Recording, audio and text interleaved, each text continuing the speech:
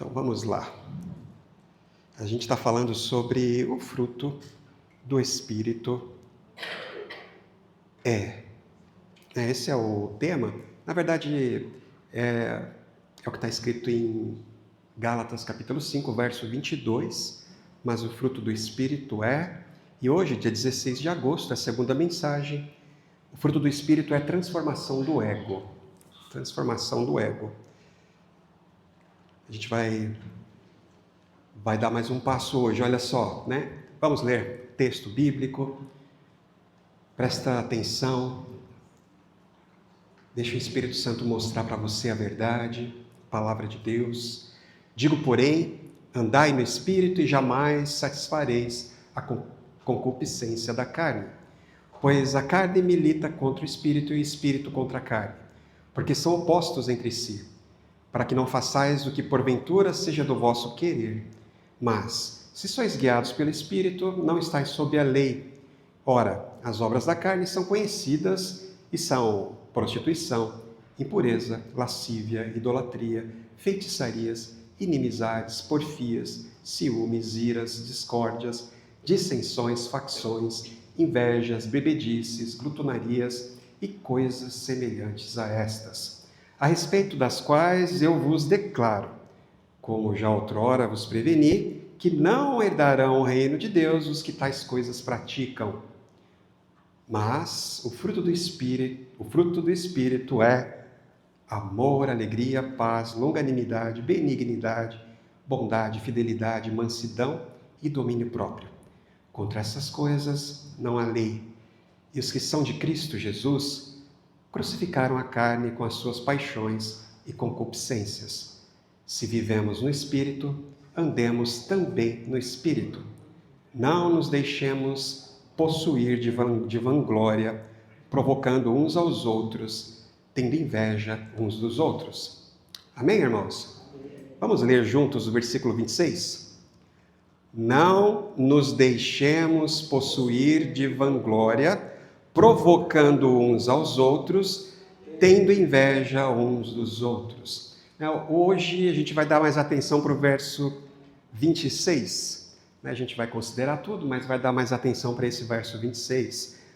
É uma ordem aqui. Não nos deixemos possuir de vanglória. Ou seja, provocando uns aos outros e tendo inveja uns dos outros.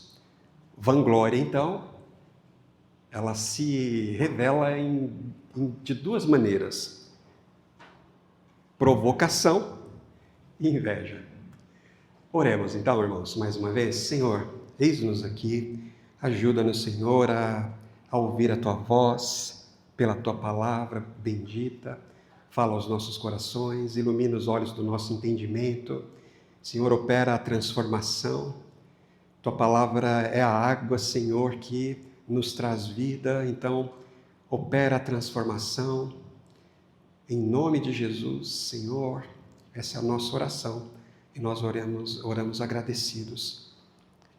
Amém, irmãos, amém. Aleluia, irmãos. Então, na semana passada nós iniciamos a nossa jornada pelo fruto do Espírito. A gente falou que o fruto do Espírito é a evidência, né? O fruto do Espírito não é o resultado que a gente obtém fazendo o que a gente precisa fazer, né? Não é uma meta a ser alcançada. Eu vou me esforçar para frutificar. Não, a gente não consegue se esforçar para frutificar. Não é assim que funciona. Nós não estamos estudando 9 virtudes: amor, alegria, paz, longanimidade, benignidade, bondade, fidelidade, mansidão, domínio próprio. Essas características que são virtudes desejáveis, a gente quer todas elas não estão, o Mário falou, na prateleira. A gente não pode pegar, a gente não pode comprar, a gente não pode produzir. Não há como a gente... É esforço próprio, sabe? A gente não tem como, a força de vontade, a gente não tem como chegar lá para produzir. É algo que acontece como uma evidência da nossa permanência. É isso que a gente tem falado, isso desde o mês passado. Nós temos aprendido que a gente precisa focar em permanecer na presença, na oração. A gente precisa orar desde o primeiro momento do dia até o último momento. A gente abre os olhos e fecha os olhos, buscando a Deus em oração. Isso é permanecer, todos os dias. Isso é permanecer, é abrir a palavra de Deus e fazer a conexão para receber orientação, para receber direção de Deus para a vida, para receber instrução, para a gente poder decidir, irmãos, as coisas. Então, é palavra de Deus todos os dias. É você não perder a oportunidade de congregar, isso que a gente estudou em Hebreus. Sempre juntos, né? Pelo menos uma vez por semana a gente precisa estar junto.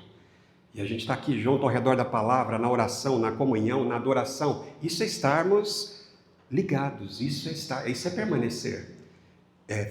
Pelo menos uma vez por mês a gente participar da mesa do Senhor, a ceia.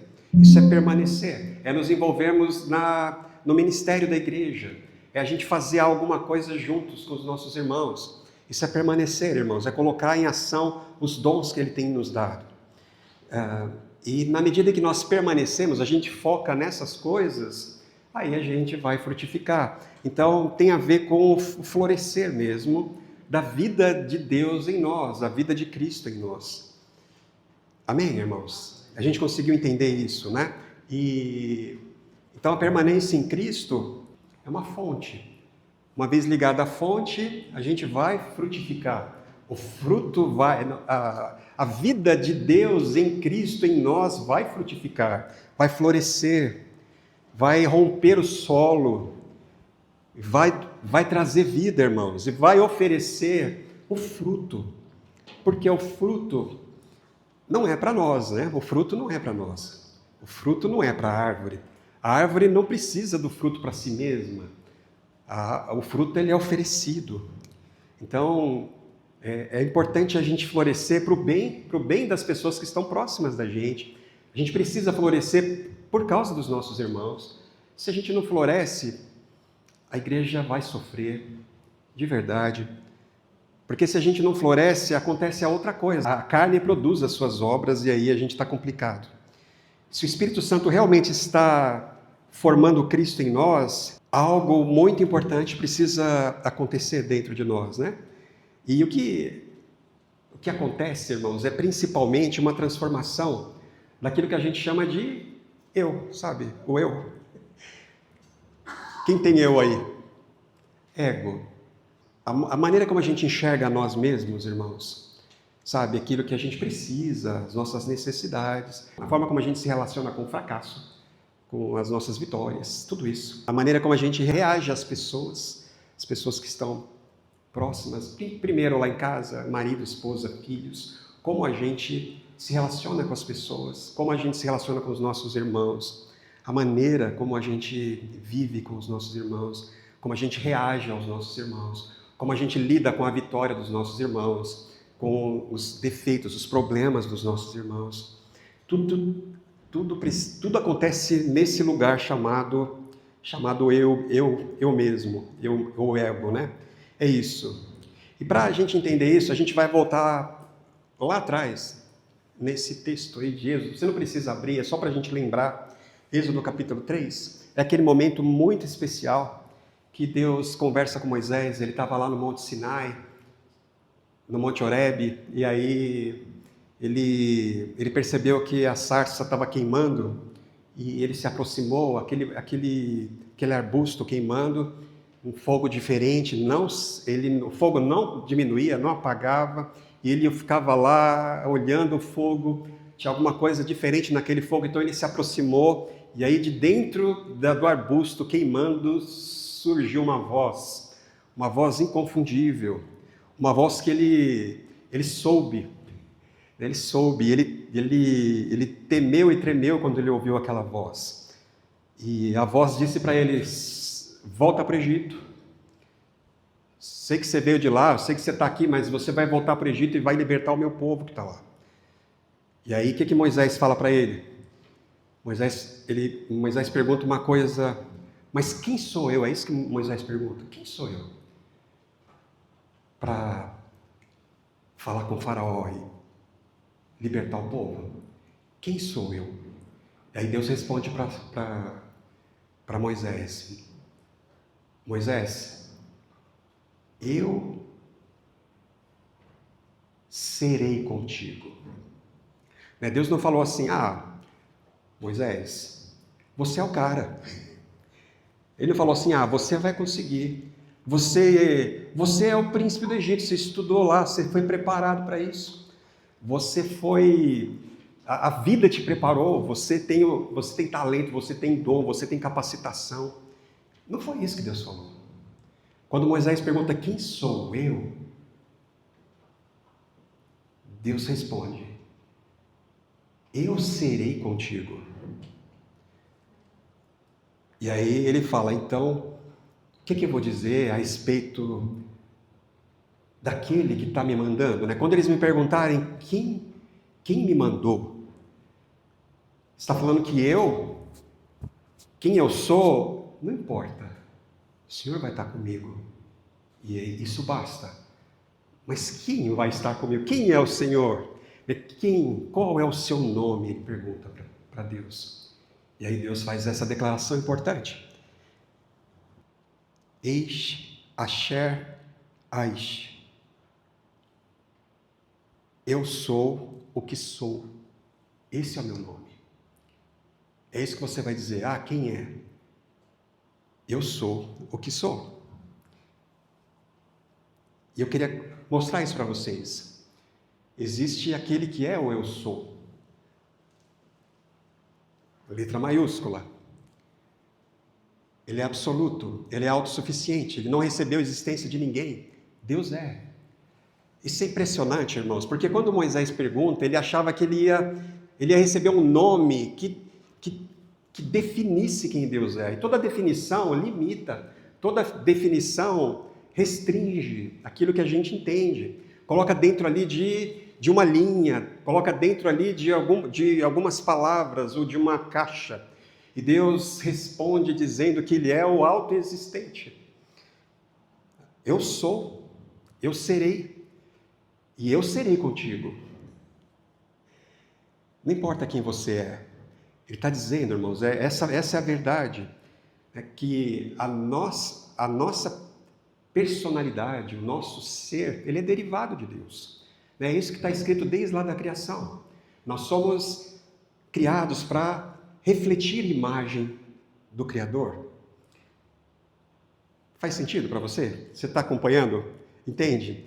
E a gente precisa entender isso, que aquilo que a gente chama de o eu, Marcos, aquilo que eu chamo, quando eu digo que eu sou Marcos, é algo derivado. Por isso que por isso que Deus não falou: você é Moisés. Não. Eu serei contigo. Eu serei ou eu estarei contigo. E é isso que importa. Nós recebemos a existência do Senhor. Amém? Amém? Houve um tempo que eu não existia. Nenhum de nós aqui existíamos. Mas Ele sempre existiu. A nossa história, o nosso valor não começam aqui conosco, começa nele. Essa é a diferença fundamental da vida, irmãos. E é isso que a gente precisa entender, porque algo aconteceu quando o homem pecou, não é mesmo? Você entende isso? Que o problema do pecado, a gente está falando ali das obras da carne, do fruto do Espírito, que naturalmente a gente vai produzir obras da carne, e que somente se nós estivermos ligados, somente se o Espírito Santo habitar em nós e produzir em nós o fruto dele, é que vai mudar, e que isso vai mudar. E hoje a gente está entendendo que o fruto do Espírito é esse eu transformado. Então, não adianta a gente falar: eu vou ser mais amoroso, eu vou ser mais pacífico, eu vou ser mais longânimo. Não faz sentido, porque a gente não consegue. Tem a ver com a fonte, tem a ver com o coração de quem nós somos. É isso que a gente chama de eu sou.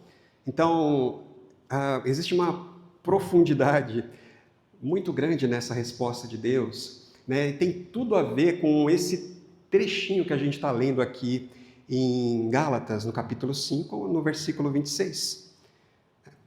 Então, o problema humano começou quando o pequeno eu sou decidiu tentar viver como se fosse o grande eu sou. Olha só, a criatura passa a desejar tornar-se o seu próprio centro, construir sua própria identidade, ser o próprio centro, construir a própria identidade, estabelecer o próprio valor, produzir a própria glória. E o resultado o que é, irmãos? Esmagamento, é pressão. E a gente não aguenta isso, é por isso que a gente está tão cansado, é por isso que nós estamos esgotados.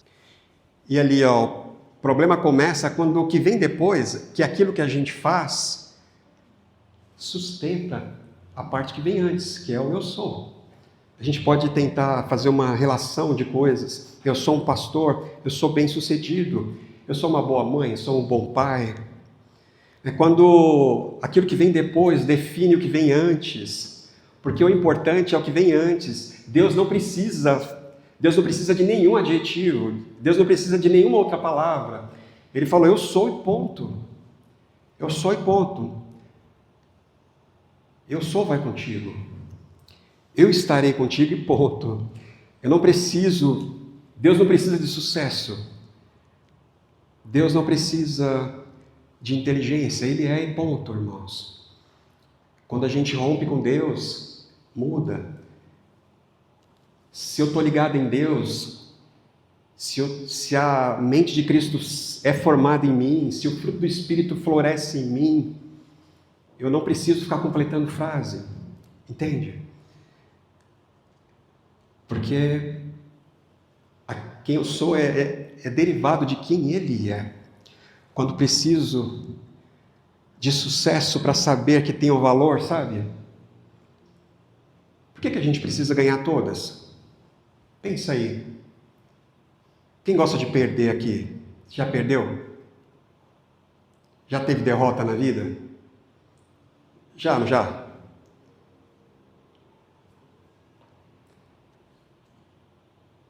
Por que quando a gente ganha, a gente pensa que a gente é mais? E quando a gente perde, a gente pensa que a gente é menos? É sobre isso. Quem somos, de fato, não tem nada a ver com o que a gente faz ou deixa de fazer. Tem a ver com quem nós fomos criados para ser. Tem a ver com a fonte, com a origem. Se o sucesso é que vai definir, a gente vai ter um problema sério. Né? Porque é o que a gente faz que torna-se quem nós somos.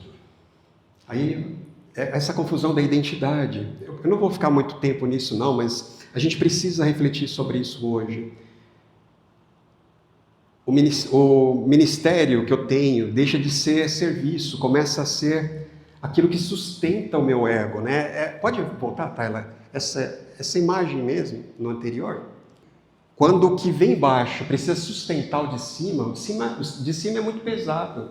É a nossa identidade, é quem nós somos, é quem Deus nos criou para ser. E tudo que vem embaixo vai quebrar, se é com base naquilo que a gente faz, no nosso desempenho, naquilo que a gente realiza. Isso em todas as áreas. E é por isso que isso nos traz de volta para Gálatas, irmãos. Esse versículo de Gálatas. Não nos deixemos possuir de vanglória. Depois que ele fala do Espírito, depois que ele fala das obras da carne, em contraponto ele apresenta, mas o fruto do Espírito é. Aí ele vai dizer, olha, nós precisamos andar no Espírito. Se nós andarmos no Espírito, nós não vamos dar lugar às concupiscências da carne. E a gente precisa então fazer essa escolha. A gente precisa dar vazão, a gente precisa estar conectado na fonte, a gente precisa produzir o fruto. Se o fruto não for produzido, a gente está ferrado, a gente está lascado. A nossa felicidade vai estar comprometida. A nossa vida vai estar comprometida, seriamente comprometida, tudo comprometido, porque tudo vai ruir. Quem nós somos, tudo que fazemos, irmãos, tudo vai ruir. Se essa inversão continuar acontecendo. Então o apóstolo, ele vai dizer, ele vai definir, ele vai terminar o capítulo dizendo, não nos deixemos possuir de vanglória. Vanglória, kenodoxos, né? São duas palavras Separados da fonte, o pequeno eu procura qualquer glória que consiga sustentá-lo, qualquer aparência. Então é o dinheiro. O dinheiro me torna quem eu sou.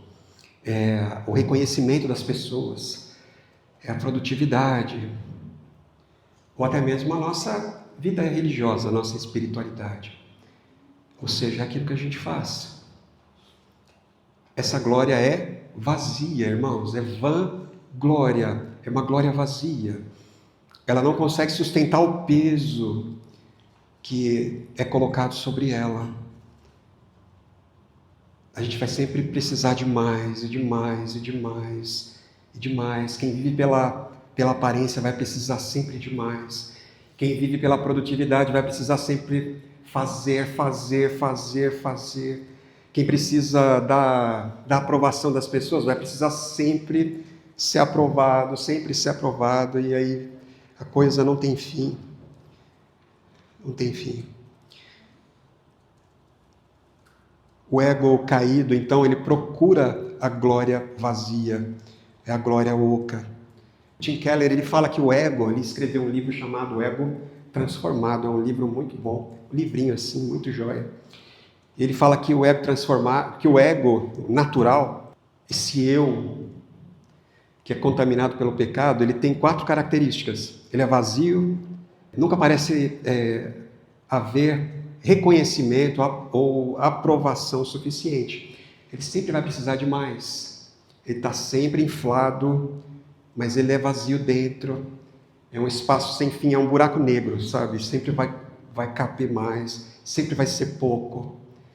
O pessoal fala, não, parabéns, você foi muito bem, mas aquilo entrou e saiu e ela precisa de mais reconhecimento, a pessoa precisa de mais. Ele é vazio, ele é dolorido, o ego é dolorido. Está sempre dolorido. Sabe quando... Quem está lembrando do dedão aqui? Todo mundo tem dedão? Nem todos, o Ângelo. Dedão do pé. Dedão do pé, esse você tem. Então, todo mundo tem dedão. Se acordou hoje pensando assim, nossa, o meu dedão está muito bom hoje. Quem foi que acordou pensando nisso? Meu dedão hoje está saudável, está perfeito. Alguém? Quem? É que eu falei do dedão porque teve um dia que eu fechei a porta do carro e meu dedo ficou. E eu fiquei um mês. Eu só pensava nele. O dedão, ele era de noite, de dia. Eu não esquecia do meu dedão. Caiu a unha, ela foi crescendo. Mas, gente, que dor. Mas, quando ele está bom, a gente não pensa. E é a mesma coisa, o ego, ele é dolorido porque ele está sempre inflamado. Pulsando, é pus mesmo, sabe? Ele está sempre dolorido porque ele está contaminado, ele foi afetado. Então é por isso que quando a gente encosta, dói. As pessoas costumam dizer, eu estou com o sentimento ferido. Mas não é isso. A gente não consegue ferir sentimento. O que está ferido, irmãos? O ego sempre dolorido, sempre inflamado. Ele sempre chama atenção, irmãos, sempre vai chamar atenção. Sempre, né? Ele é sempre atarefado, ele não vai parar nunca, sempre. Ele vai exigir sempre mais e mais e mais, até o esgotamento. E ele é frágil no final, é só uma bexiga, sabe? Qualquer coisa explode, é uma identidade construída, né? Se elogia, eu preciso ser elogiado. E é muito bom ser elogiado, e eu me sinto inteligente quando as pessoas me elogiam. Poxa vida, eu sou inteligente. Marcos, você é inteligente. Mas aí quando alguém vira e fala, Marcos, você é burro. Uma pessoa, né? Eu sou elogiado 1000 vezes, mas basta uma crítica mais pesada, a gente desmonta. Por quê? Porque o ego, ele é frágil. Então ele é vazio, ele é dolorido, ele é tarefado, ele é frágil. E aí, né, o Tim Keller, ele fala que a gente precisa de Jesus para curar o nosso ego, para não é apenas curar, mas é transformar mesmo isso que a gente chama de eu sou. E o que o apóstolo Paulo está falando aqui, que a gente não pode se deixar levar, se encher de vanglória, porque se a gente se deixar encher de vanglória, a gente vai ter um problema sério, ou com a inveja de um lado, ou com provocação. Isso, é isso, gente. É isso. Qual que é o problema aqui, gente? Pense em você, na sua vida, na sua luta. Pensa nisso que você chama de você mesmo, quando você olha no espelho. O problema da vanglória é que ela sempre vai se comparar, é isso aqui. Quando deixamos de olhar para Deus, olha só que coisa, gente. Quando a gente deixa de olhar para Deus, quando Deus deixa de ser o eu sou do qual nós derivamos a pessoa que nós somos, irmãos, a gente vai olhar para fora. A gente sempre vai olhar para fora e a gente sempre vai se comparar. É comparação, problema da comparação. E quando a gente se compara, a gente sempre vai cair em dois erros. Ou aquela coisa da baixa autoestima e da alta autoestima, sabe? Você tem problema, qual que é o seu problema? Você tem baixa autoestima? Você tem alta autoestima? Antigamente, a sociedade ela dizia que o problema, nosso maior problema, e por isso que a gente faz coisas ruins, é quando a gente tem a autoestima elevada. Quando a gente é muito arrogante. Pessoas que se sentem superiores, então essas pessoas que vão dar trabalho. Hoje em dia mudou, né? O pessoal fala que o problema está nas pessoas que têm baixa autoestima, que a pessoa precisa, e é por isso que as pessoas fazem as coisas que elas fazem. Mas o que a Bíblia fala, lembra daquela história do diabo? Ele sempre cria o mal aos pares, parecem opostos entre si, mas é tudo a mesma coisa, é tudo quenodoxo, é tudo glória vazia. Eu vou comparar, né? De um lado o apóstolo Paulo fala, eu vou provocação, porque eu sou superior, eu me sinto superior. Do outro lado, eu vou invejar. Se eu entro numa sala, eu vejo que tem uma pessoa que é melhor do que eu em alguma coisa, eu vou ter inveja de um lado, eu vou olhar ela de baixo para cima. Quando eu olho de cima para baixo, eu vou me sentir superior, aí eu vou provocar. É isso que o apóstolo Paulo está falando. Não permitam que o coração de vocês seja cheio de vanglória, porque se isso acontecer, vocês vão se comparar com as pessoas.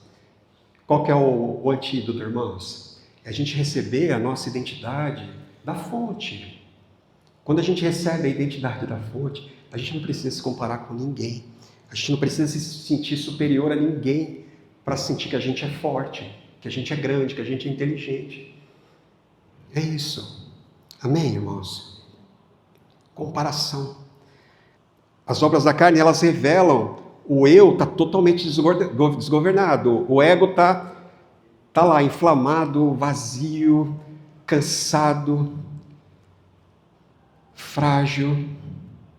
E aí, o que vai acontecer? Inimizade, porfia, ciúme, ira, facção, inveja. Irmãos, se a gente não entender isso, a gente não vai ficar junto, nem como igreja, nem como família, nem como casais. A gente não fica junto.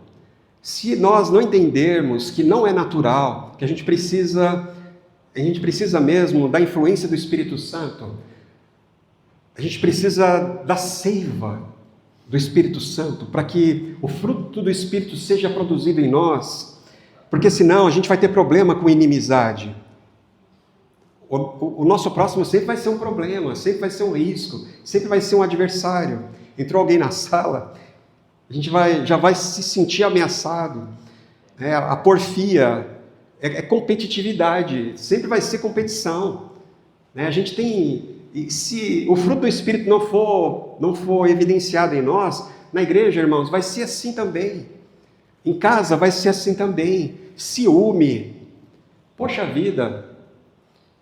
Ciúme na igreja, meu irmão. Se o Espírito Santo não produzir o fruto em nós, a gente vai ter muito problema com o ciúme, com ira, né? Por que a gente fica irado? Você já ficou irado aqui? Você já foi grosseiro, né? se há alguma reação sua, ela é embalada pela ira, sai de baixo. A gente fica irado quando a gente se sente contrariado, né? Ninguém gosta, eu não gosto, ninguém gosta. A gente precisa de domínio próprio, a gente precisa do fruto do Espírito, irmãos. Facção é aquela coisa, a obra da carne sempre vai faccionar. No meio da dificuldade, eu sempre vou procurar alguém para ficar do meu lado. Eu sempre vou procurar alguém para reforçar que o outro lado é o lado ruim. Eu vou querer trabalhar nesse, eu vou dividir, é fruto da carne. Inveja. A inveja é aquela coisa, aquela dor que a gente sente quando alguém é elogiado na nossa frente, sabe? Você e seu amigo, aí alguém vai lá e elogia o seu amigo, e aquilo te causa uma dor profunda. Isso, meu irmão, é o eu desordenado, é o ego dolorido, inflamado. As obras da carne revelam isso. Prostituição, lascívia, idolatria, feitiçarias, inimizades. Então, começa lá, com prostituição, impureza e lascívia. Depois, idolatria e feitiçarias. E aí mais um bloco: inimizade, porfia, ciúmes, iras, discórdias, dissensões e facções, invejas.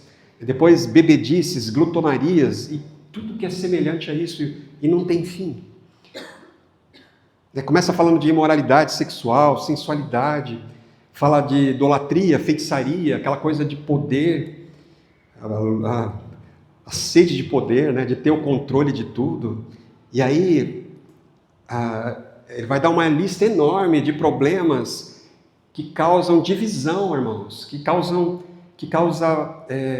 dor, sofrimento nos nossos relacionamentos. Na unidade da igreja, na vida da igreja, meu irmão, minha irmã. E é por isso que a gente precisa do fruto do Espírito. Se não for o fruto do Espírito nas nossas vidas, a gente não vai longe, a gente não vai chegar longe. Olha só que bonita a arquitetura, pode ir aqui, olha que bonito aqui.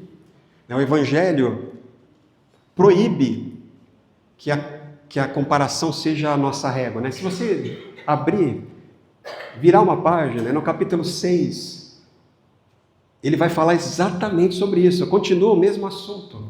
Ele fala que a gente não deve se comparar.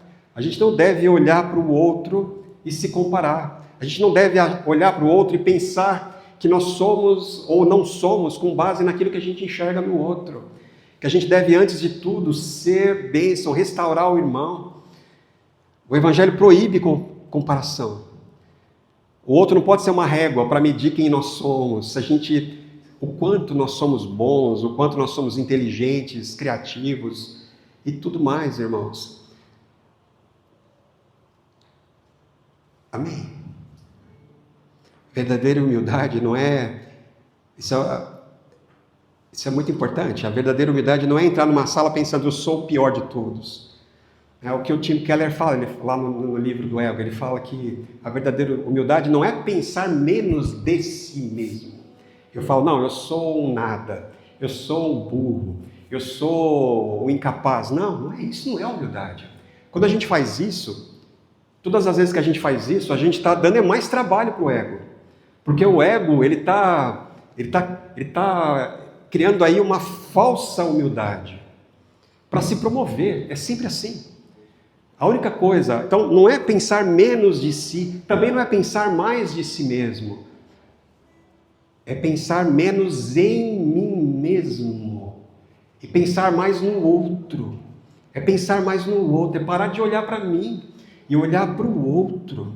Sempre para o outro. A verdadeira humildade é aquela que olha para o outro. Não tem nada a ver com quem eu sou, o quanto eu sou, mas é o outro, o quanto eu devo amar o outro. O quanto eu devo apoiar o outro, o quanto eu devo cuidar do outro, incentivar o outro, é sempre ali, apontado para o outro. E é isso que a gente vai perceber, irmãos, no fruto do Espírito. Pode ir, tá? Estou terminando. Então, olha só, amor, alegria, paz, longanimidade, benignidade, fidelidade, domínio próprio. Cada uma delas liberta a gente. termina em mansidão, né? E domínio próprio, essas duas últimas virtudes ou características do fruto do Espírito. E aí no capítulo 6 ele vai falar sobre mansidão e domínio próprio. A mansidão não é a ausência de força. Uma pessoa mansa não é fraca, irmãos. É a força que não precisa provar que é forte. Jesus era manso. É o que acontece quando você já não precisa usar a fraqueza, o erro ou a queda do outro para se sentir superior. Amém, irmãos? Oh, Deus. Pode ir para frente. É a videira, irmãos. É por isso que Jesus fala, eu sou a videira, eu sou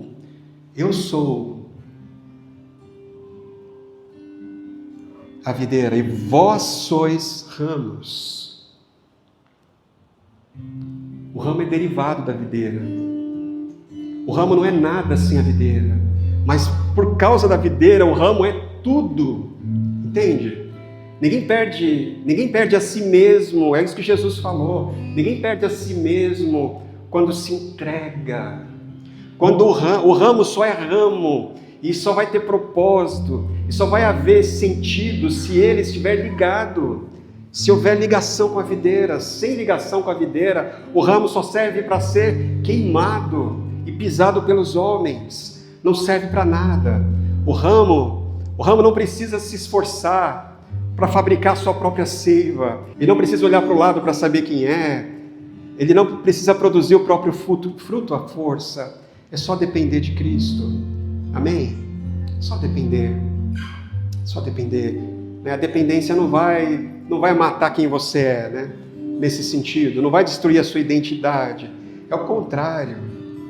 Você foi criado para ser ramo frutífero, para dar muito fruto. Amém? Oh Deus, ajuda-nos, Senhor.